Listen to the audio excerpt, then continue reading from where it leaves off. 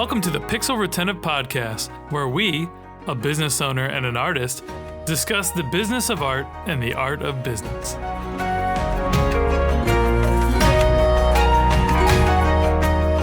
Hey friends, I'm Carl, founder of Epic Made, and I'm the host of the Pixel Retentive Podcast, where we share our thoughts on creativity, art, and business. Past guests include Mike Manor, who is the creator and animator of Beantown on Adult Swim Smalls, Mark Cernosa, founder of Profanity Creative, and Lenny Gray of Turnin Creative. And actually, Lynn's Piece is her other business. Anyhow, today's episode is brought to you in part by AIGA. The 2025 AIGA Design Conference hits Los Angeles October 9th through 11th for its 40th anniversary. 3 days of creative energy, connection, and growth with some of the brightest minds in design. As a Pixel Retentive listener, you get 15% off. Just use the code EPICLISTENERS at checkout. Grab your spot at AIGA.org. This is a fantastic opportunity for growth and networking in the design community. As always, Pixel Retentive is brought to you by the creative gurus at Epic Made. Epic Made is a team of artists and strategists who craft entertainment-quality animation and illustration that grabs attention and gets results. With clients like Nickelodeon, WWE, and SYFY, we know how to connect with modern audiences. Visit getepicmade.com and let's collaborate on your next creative campaign. All right, fumbled through all the sponsorship stuff. Here we go. Amazing. So with us today, we have Briat. Welcome to the show, V. Hi, thank you so much for having me on. Really excited to have you. So V works in animation by day and does webcomics by night. They love telling their own stories and helping others tell theirs. That's why they also have a podcast, Creative Block. Super cool. All things I love. So happy to get into some of that some more. But before we jump into today's topic, I'd love for our audience to get to know you a little bit better. So could you tell us how long you've been in your industry and what project you're most proud of? Yeah, so I started in the animation industry in 2011. So I'm going on very close to 15 years in animation. Nice. I started as a board artist in France. I worked for 5 years in France because I graduated from Gobelin, the French animation school. And then I moved to LA around 2016. And that's when I started working for American shows. So I worked as a storyboard artist on The Loud House. I worked on Craig of the Creek for Cartoon Network. I worked on Thundercats Roar for WB. I'm trying to think what else. I worked on Spider-Verse 2. Ooh. For Sony Picture Animation. Captain Fall for Netflix. Nice. Which is kind of an interesting show because it's kind of edgy. But it has a fan base also, which is very funny. So after Captain Fall, which is very interesting because that was around 2020, 2021. That was around the time when there was like an animation bubble where like everybody was ordering shows and there was a lot of animation work to come around. And right after that bubble, we started seeing a lot of cancellations, which kind of coincides with when David Zaslav bought Warner Brothers and merged Warner Brothers, HBO, all that with Discovery. And I think this is speculation, by the way. Not that he took over, but the speculative part comes after. Okay. I think because he actually started canceling projects for tax write-offs. That's true. I think that the speculative part is this. I think other studios took after this. They were like, "Oh, that's a good business plan. We're going to start doing that too." Became a trend. Yeah. I think, yeah. So that's where I'm like, I don't know if everybody got in a room and said, we should do what he does, but that's why I'm saying, like, don't, like, quote me on this. But what actually happened is that, like, a lot of cancellations started happening.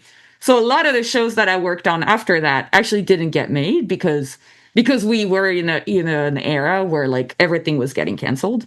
Oh. So, yeah, some of these shows were Wings of Fire for Netflix. So Netflix had bought Wings of Fire. They had announced it, and then they canceled that show. And after that, I worked on a show at Sony that I think is still being made. I don't think that one got canceled. I worked on Bye Bye Bunny, which was a feature direct to streaming musical featuring Bugs Bunny and all the Looney Tunes for WB, but that one got canceled as well. And I worked on a show that I don't think got announced for Netflix and also got canceled. So it's been like a weird couple of years going from like everything getting bought, everything happening, and then everything, and now, and so after all the cancellations, now we're in this new era of animation where there's a lot less projects happening because there's like a lot more fear in the industry, so they're being very, very careful with green lights. Yeah, that makes Um, sense. but I'm very lucky right now to be working on Clash of Clans. It's been announced, so it's Oh for yeah. Netflix. Yeah, it's looking really good. If anybody listening to the podcast is interested in seeing what the Clash of Clans Netflix animated show will look like, you can just Google it and you'll find a promo picture that looks amazing, and the show actually looks like that. So, like the promo picture that you can see. So, it's really exciting. Wow, yeah, that is really cool. So, I mean, I guess the burning question I have after you saying all of that is like, I know as a creator and an artist, when we make things, we dump ourselves into it, and we really are excited, and the details matter, and all this passion goes into it, and there's not really a way to not do that, and like in any type of creative field, if you actually enjoy what you're doing, right? So it's got to be gutting to dump so much of yourself into a project, and then they're just like, we're not going to make it, and it's like you It's got paid, but you wasted all that. I assume you got paid, obviously, but you wasted all that time. What is that like? It's got to suck. Yeah, I think for the first couple of times, it's kind of like, oh, well, this is going to happen in your career. So the first time, the second time, you're just kind of like, well, it really sucks. And you do have to go through a small period of grief because you do get attached to the characters, you do get attached to the team. Everybody makes great work, so you're very proud of it. And then it's like, oh no, all this time that I put in it. Yeah, like you said, I did get paid, but it's like, but for what? So the way I kind of describe it to some of my friends is like, oh, I feel like I'm a hamster in a wheel and I'm getting Ah, paid to be in the wheel. And it's not even generating, sometimes I'm like, if you're actually like in a wheel, you can generate electricity or whatever. No, not this one. This one is just, this so one you you're just do. burning everything. Yeah, Yeah, you do get better at your craft, which is always good. So I of guess the course. hamster gets a little healthier physically. You gotta stay positive because it is really hard yeah, especially because I was talking to some friends about this and I was like, after 5 canceled projects, it's really hard. It starts to be like, oh my God, what am I doing? But that's the big reason why I started a web comic on the side because my web comic, if anybody listening is interested in checking it out, it's called Rodney or Rodney. You can find it on Instagram, on Webtoons. It's the best decision I've ever made because I draw it, I write it, it's 100% mine. I put it online immediately, and people can see it immediately, and they can react to it immediately. It's the best. So I'm like, okay, companies can take my work and throw it away, but my webcomic will exist forever. And there's some beauty in that creative process, and just like not having a client, not having a boss, not having anybody, no one else's opinion matters on your webcomic, which is cool. Yeah, Yeah. I do that myself with my so on Wednesday nights I do a live stream and I just do art for art's sake. And I've been Hmm. doing it for 3 years now, which is really cool. And yeah, it's been really just amazing, and like just feeds my soul, fills my cup up, right? Like because like there's so many other variables that go into client work and the corporate side of doing creative work. And yeah, it's just nice just to go, I'm gonna make this because I want to, and it makes me feel good, like so It's really important that you it do is. that. I think as an artist, because for me, coming up in animation, first of all, I would see that it's a very young industry in terms of the people, Yeah. the employees' age. I feel like, I mean, animation really kind of started like as a big industry maybe maybe I would say maybe in the 80s. So it's not 100% like it's not the industry itself that's young, but I Right. would look around and I would barely ever see people older than 40. Very rare. And I'm like, oh my God, what happened to all the people who were here before?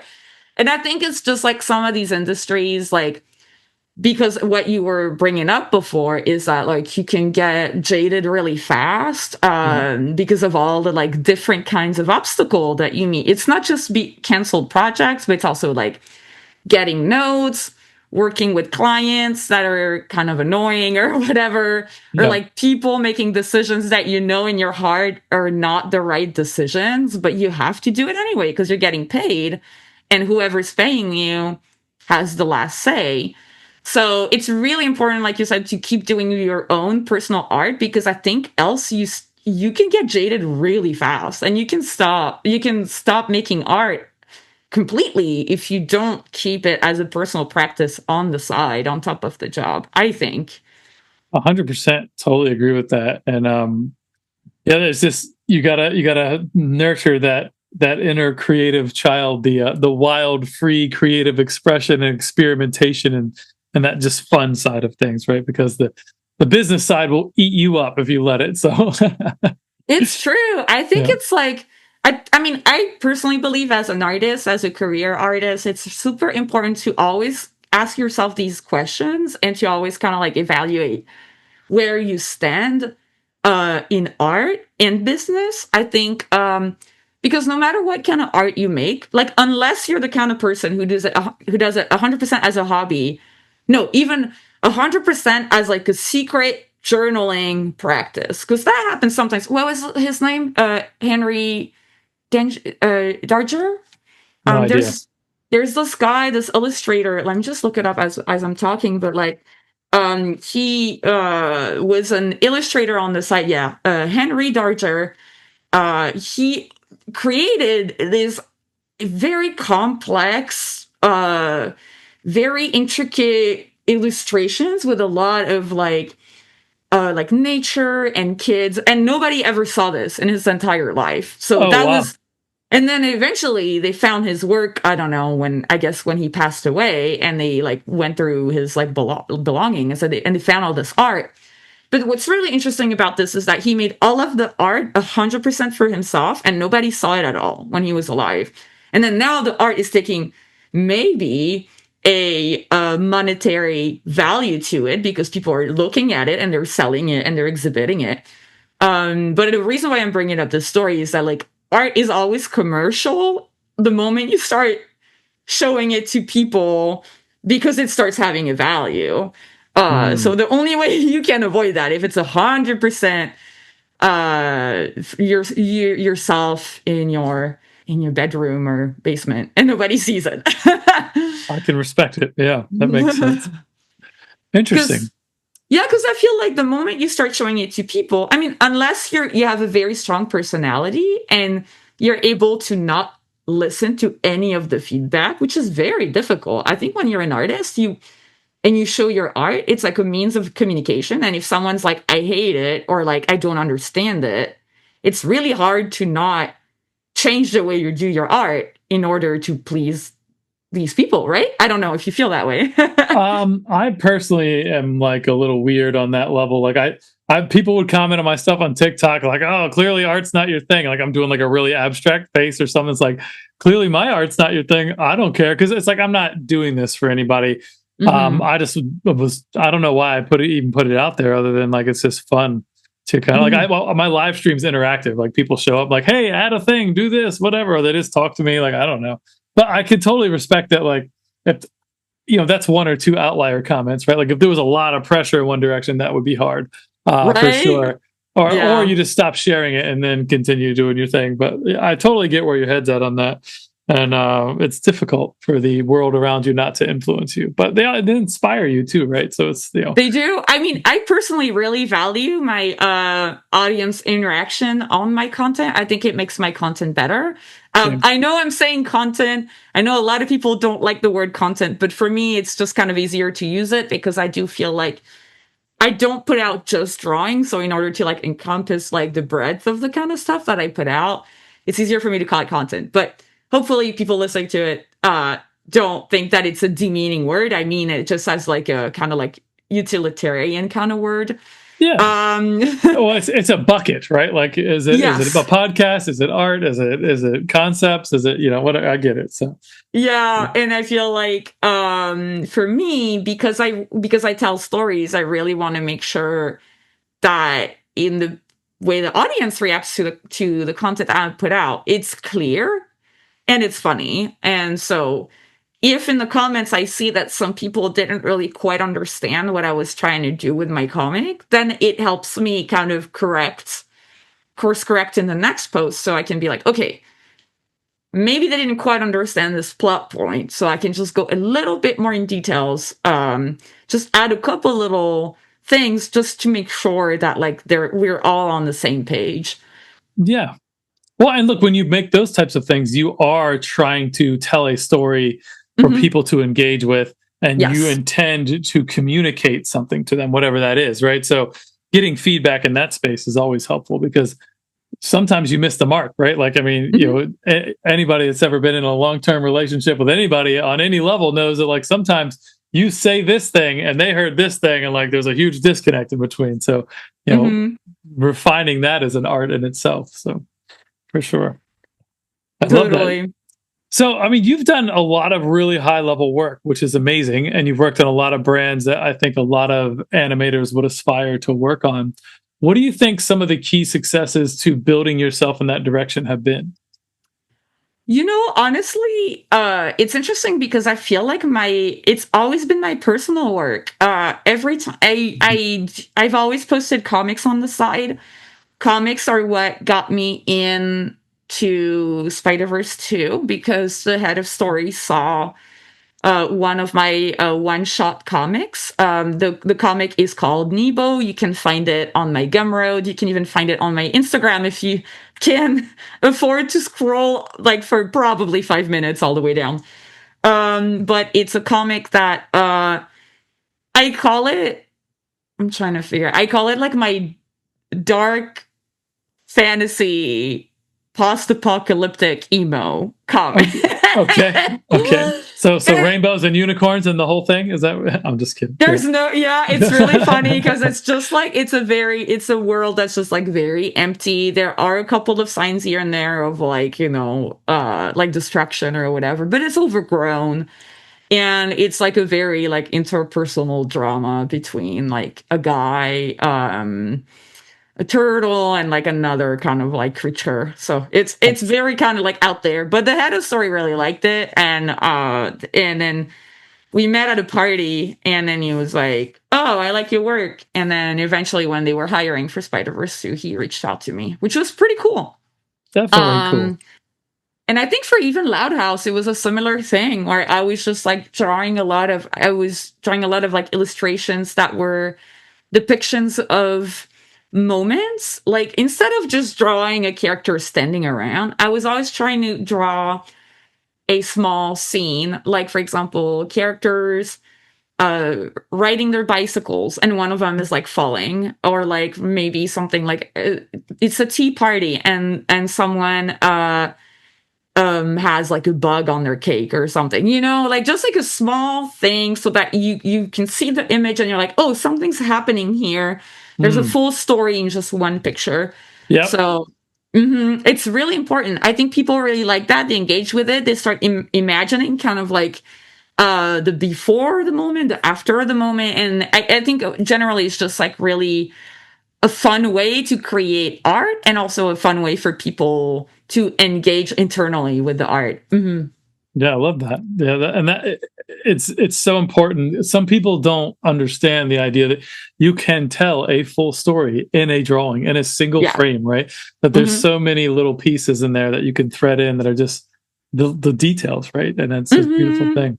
Um, Yeah. yeah, so you built up quite a decent following on literally all your platforms. I was just going through all that. What are some of your secrets then? So you've got, I mean, obviously produce a bunch of content, right? But and good Yes. content, but like, um, those your platforms that you built, I assume building those is what got you into the door with other places because they, like you said, the guy from Spider Verse saw your thing here. So, You what are know, some tips that you could say to like about that, you know?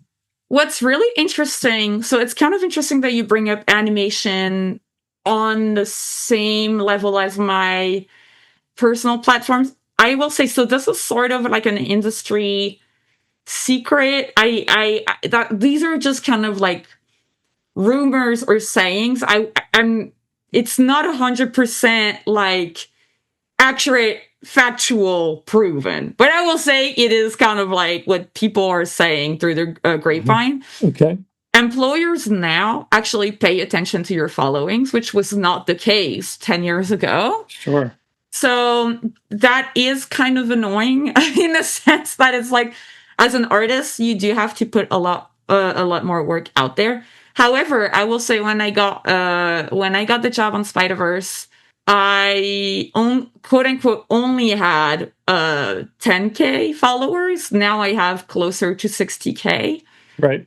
So, and the reason why I bring it up is because I reached a plateau, and there was a moment when I had to think and be like, how do I get out of this plateau that I'm in?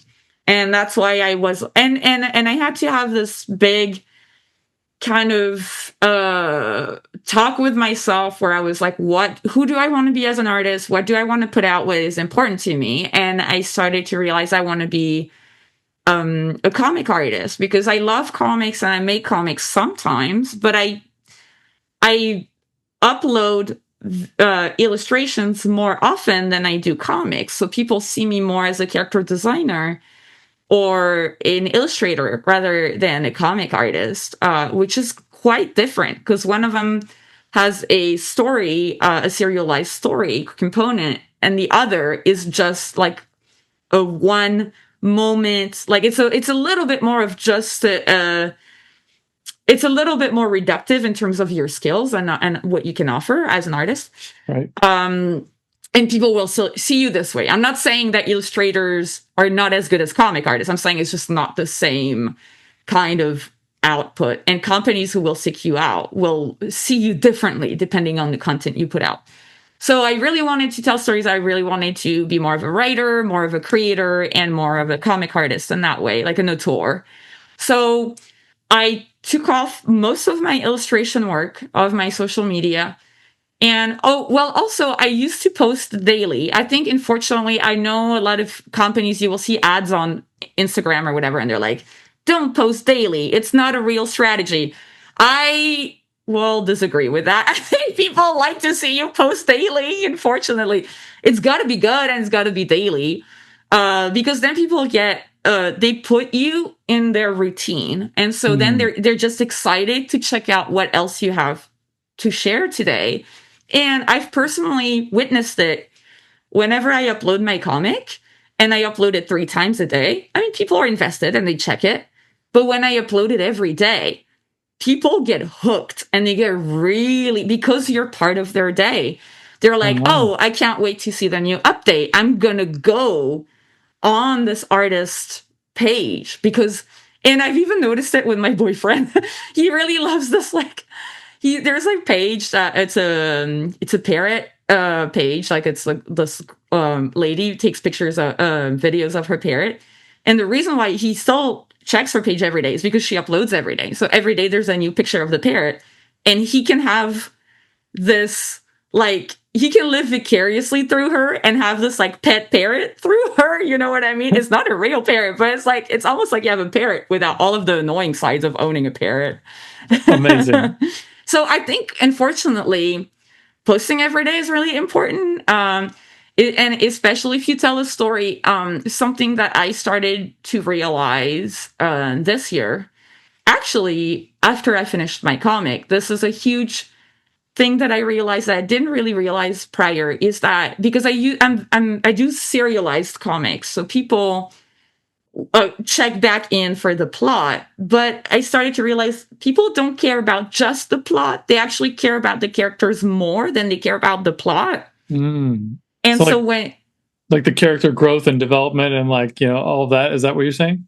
And actually, not even the character growth. They like, in the same way my boyfriend likes to look at this parrot and live vicariously through this like parrot like ownership and have a virtual parrot.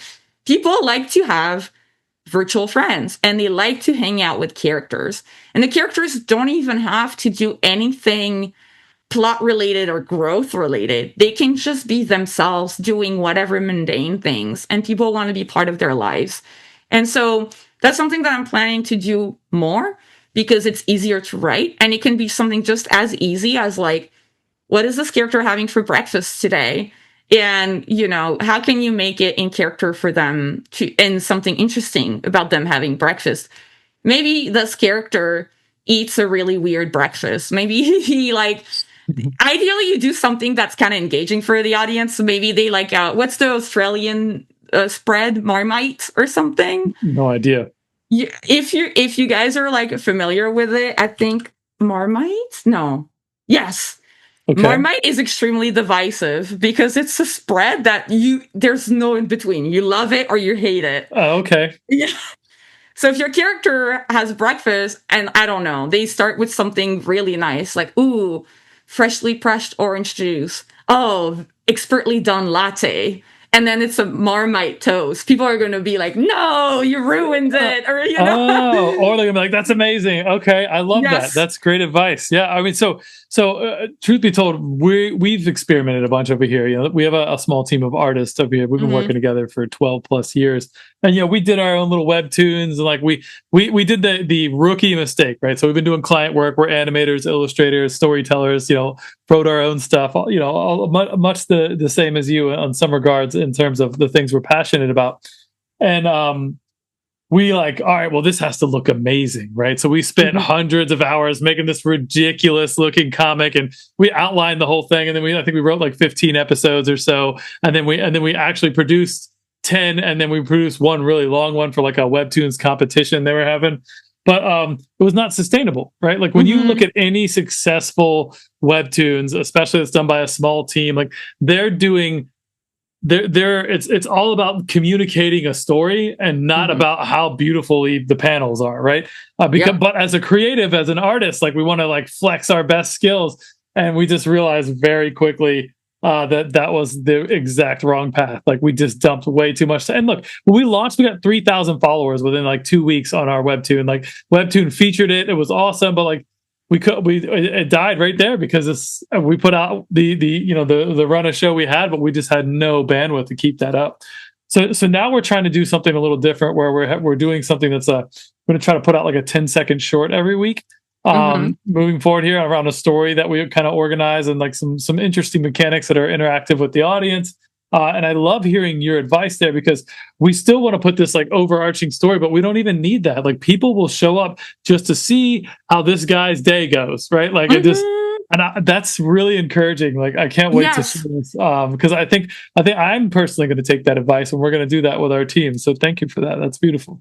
Yeah, no problem. I think this is something that I was just kind of sleeping on for the longest time. And I feel like also something that I realized because I recently read the webcomic Homestuck. And if you're not familiar with it, I would 100% recommend that you research it because it's a very important piece of webcomic media because it did a lot of things very differently from the webcomics that were at the time.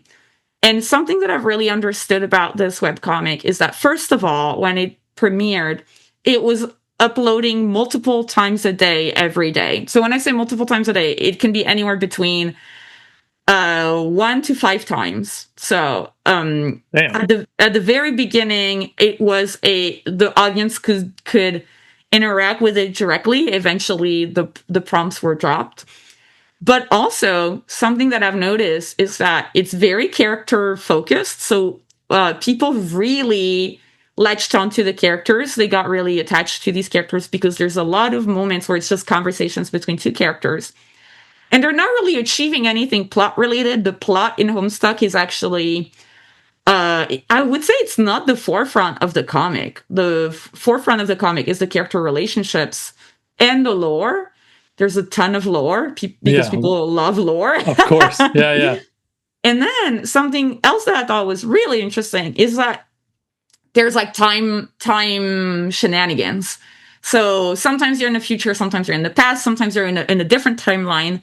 And what that allows you as a creator is to not tell a story linearly. And I think that was the killer for me. It was that I kept trying to be very linear with my narrative. And the problem when you're telling a story linearly is that it's really hard to write because you have to constantly make sure everything is following the right path and putting the right elements. Right. And sometimes, when you put your character, and as a writer, what you want to do is put your characters in a really hard spot because that's when the audience is like, oh no, what's going to happen next? I don't know. Right. I can't tell what's going to happen. There's no way they can get out of the situation. But for you as a writer, you also want to feeling this way. You also want to know. You also don't want to know the solution because that, and then it can be really hard because you have to find a creative way out of it that still makes sense with the character, with the plot, with the narrative. But it can be really hard to find something that's like fun, interesting, and surprising. And that's the moments when it's nice to like be able to switch to a more mundane or like fluff type of episode. I know some people don't like it, but overall, I think as a posting strategy, it's probably the best posting strategy because people, uh, even though it's going to be a little bit frustrating, they would rather have content than nothing at all, than Sure. you taking a hiatus. So I think people are used to nonlinear storytelling. You can kind of move your plot forward and jump back and forth between your plot and your character moments, and your character moments can be, food, outfits, like, like maybe they have an interesting way of dressing when they go, to a party or like what kind of PJs do they wear? How do you like, it's just like very like moment, how do they spend time by themselves? It can also be stuff like people really like characters doing chores. It's relatable. Really? Like laundromat day. People love the laundromat because it's like everybody's doing it. Or like, Okay. like stuff like, oh, getting groceries. And then you're like, oh, I wonder what kind of food and also then for you as a creator, if you're very smart, you can do product placement. Yeah, definitely can. Yes. I mean, I'm not that good at like reaching out to sponsors or whatever, but I'm like, my idea, this is a little bit of a window in the future for my next webcomic, but for my next webcomic, I want a part of the lore to be like there's a mega corporation that owns everything and all the products are under the same brand. And the brand, I want it to be a QR code that goes to my Patreon. That's great. Do it. Do it. That's amazing. It's so dumb, but I'm like, hey, like product placement. Well, so something we're doing with our short stories is like in any story we're writing, like if there's anything that's a magical item or like a magical guild or like like a blacksmith or like it's going to be some version of EM as an acronym, and then we'll be able to use Epic Made and like just nest it in all the things. So like just little Easter eggs that make sense. And it's really fun. And we have this like little wisp that's like almost like a Tinkerbell kind of thing, but it's like blue. And that's like the creative magic. And we've threaded that into like animations we did for SYFY and like just random places where like it looked because it made sense in the context, but like, oh, well, they just added in a little fairy, but like that's actually one of our mascots, which is kind of cool that we can like thread that into as our calling card in different spaces. But I think true fans love that stuff, those little Easter eggs, right? So but they have to be done right. My creative director Ross is like a real stickler for like, don't just like put something in there that's really annoying for no reason, like make it really make sense or don't do it. So so it's got to be done right is what I'm trying to say there. So I agree. And I think it's fun. People like to see these kind of things. They like to figure out. I think that's something that's really interesting about creating content for the web is that people can get like the amount of investment people will have in the content is very high. And I was so surprised at the amount of details people are trying to find in each pictures.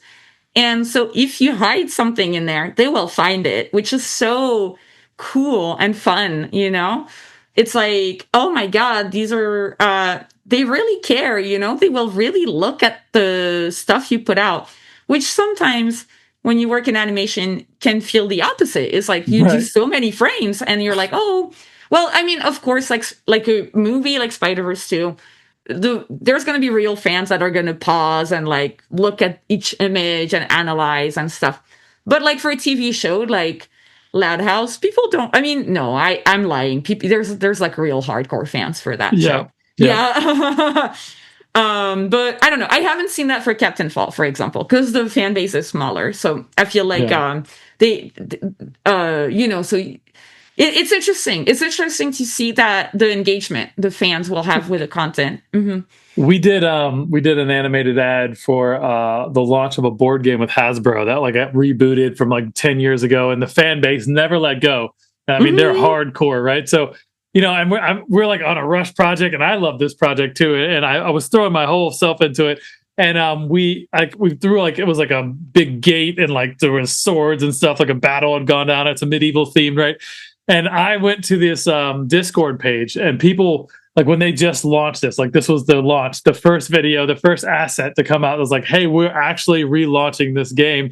And the people were just in the weeds, like ripping little details apart, like, oh, this sword's way too big. This is all AI. And I'm like, bro, I wish it was AI. Like that shit. I spent so much time on that. And you're right, that sword is too big. But you know what? That wasn't the key of like the scene at all. It was just background. I was just moving, and but you're right. That was the first time I ever experienced that. Like people just ripping it apart, and I was like, "Hey, actually, no AI here. I made that myself, and it was a lot of fun. Thanks for caring about it. Maybe Yeah, maybe you be know, nice." that's really interesting that you bring that up because I was thinking about the concept of the anti-fans. And that was actually a concept that I even heard about through. There's a podcast I listened to called Homestuck Made This World, and I listened to the podcast while I was reading Homestuck. And it's two academics who do a critical analysis of the webcomic. It's really amazing. And they talk about the anti-fan. And basically, I kind of like looked up some of the papers they're quoting. And reading the paper they quoted, they explain the researcher, which I think his name is John Gray, but I will have to double check that. Anyway, the paper he wrote basically analyzes how the anti-fan behaves exactly the same way as a fan, but instead of praising the content, they try to rip it apart. And so it's really difficult for us as artists to kind of really understand this. But when you see that you have a following that is people always trashing your content, it doesn't. It actually means that they care, and so you have to kind of do. Yeah. You have to do a little like mental jump of being like, okay, they might not be expressing it in a positive way, but they really care about it, you know? Yeah, well, look, haters gonna hate, right? Like Yeah. but it all feeds the algorithms, right? So like show up and hate, like whatever. That's just it's good for the exposure of the piece. And I think I've always had a different mindset on that. My dad was an artist, an amazing artist, but also an Mhm. entrepreneur, and like pretty intelligent guy around marketing, and he had his own little businesses and stuff. But he had a company called the Official Shit Company, and like in the '80s, they sold like Shit Happens bumper stickers and like little notebooks and like the garage sale kit to help you get your shit together and sell all your bullshit. Like the whole thing was just about the word shit. It was hilarious, and that was like really like the first things I ever started hustling when I was a kid was like selling notebooks and T-shirts in middle school and getting in trouble. But I say all that to say he was at a trade show, Mhm. and he like had all of his notebooks and all the stuff there, and they all took a break and went to lunch for the trade show, and he came back. Someone stole all his shit, like his notebooks and all the pens and like little fake credit cards and all the stuff, right? And like my dad was ecstatic. He's like, "This is amazing." Because he is still kind of testing the waters and and the guy next to him like, what's the matter with you? What, did they stole your shit? Why are you happy about it? He's like, well, you weren't here and they didn't steal your shit. Like, so it's like they actually wanted mine, right? So there's the fact that they're there, seeing Yeah. your work, engaging with it. Like there is value to that, and that so like that mindset is just it's just a how do you look at things, right? So Exactly. yeah, I so think it's like, especially if it's original content, I think it can be really good because then it gets conversation going. mhm. That's something as like, I think now I think about more. I didn't think about it that much before, but I think it's good when you put something out to have a nugget in your content that is gonna generate a reaction in your audience. So I don't, obviously, that everybody has heard about the outrage algorithm, where like the algorithm will promote posts that make people feel outraged, because that's the emotion that is the most likely to get someone to engage with your content. The Right. only problem with the strategy is that if you always go for like rage bait and outrage content, is that you're probably going to get a following that is not very fun. So No. you can find other ways to create a reaction in your audience. Obviously, there's like, a lot of social media people, they're like, ask a question, but a lot of people are kind of like, that's boring. But if a character has a strong belief in something and it's kind of funny and wrong, it's more fun for people to engage with that. Like if it's like, if somebody's or this is the lowest hanging fruit, but if a character keeps saying something wrong, like the grammar is wrong, or like they pronounce a word incorrectly or something, people in the comment will feel like, oh, I have to correct this character. And they'll be like, that's not how you say this. It's said like this. And so it's very funny because it's like little tips and tricks, but because it's like because people like to, they feel like they're helping, so they're helping you or the character, which is very funny. So that's when you know you're successful. When people shout at their phone and they're like, no, don't do it. It's like, you've done it right. Right. Yeah, because now they're like really engaging. It's like the people that Yeah. yell at the movie, like, don't go in Yes. there. It's Exactly. That's what you want. That's what you want. And it's really fun because then you get the engagement and everybody's having fun. It's not rage bait. It's just like, okay, we're all having fun. We're all like looking at the same thing and we're just kind of like having a spectacle. That's when that happens, it's just, I think it's really fun. And then in the comments, people start debating like, there was no other way. This character had to do this, or like, I love that. Yeah. So I mean, whatever you can do to get them to engage, these have been some really amazing insights, V. I think this is probably one of the cooler creative led episodes we've had. So I really appreciate all this. But yay. we are coming up on time now. That went really fast. So I have one last question for you. Is there anyone or anything in your career that you'd like to shout out to the audience? Maybe your mentor, valuable resource, or favorite client? There's so many people to shout out, but I would say definitely I want to shout out Sean Glaze. He's also known as Lord Spew. He is my co-host on my podcast Creative Block, and he is so funny. He's such a funny guy. He does a lot of these short animated clips for like a Studio Digital. He's worked with Adult Swim a lot. He's worked with Titmouse a lot. He is really well versed in like also like D&D stuff. He's recently filmed with Titmouse a short D&D series, like reality TV series, which is really, really fun. Yeah, definitely check out Sean Glaze, aka Lord Spew. I think he's a great hang, and I love his art. His art is way edgier than mine, by the way. So just go in warned, but it's all fun and games. It's not, I love it. Cool. I'll have to check his stuff out. Awesome. Well, and I'm going to do a quick shout out to Alex Crocus, previous guest of ours who connected us with V. Alex is a great guy, talented creator himself as well. So, yeah. All right. So we've been talking with V. Let's see if I can see your last name again. Hold on. Let me find it. I put a phonetics phone. Briat. All right. Yes. There we go. I'll be French by the end of this, probably. That's how it works. But I didn't even try your first name, but I apologize. So, who is a creator, writer, director, and a board artist? You can check out their website at violainebriat.com. And I won't. Well, Go ahead and say that if you don't mind, so I don't butcher it. Yeah, of course. It's pronounced Violaine Briat, but I think I am going to rebrand in the next couple of months in Briat, so it's easier for people to remember and to spell.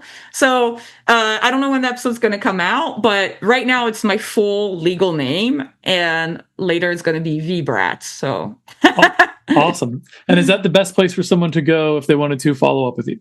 Yeah, I think Instagram is my main platform. I'm a lot on Instagram. You can definitely follow me on Blue Sky, on X, on Tumblr as well. But I feel like Instagram is kind of my main spot where I hang out. Love it. Love it. All right, V. Well, thank you so much for being on the show, and we'll see you all next time. Thank you so much. Bye.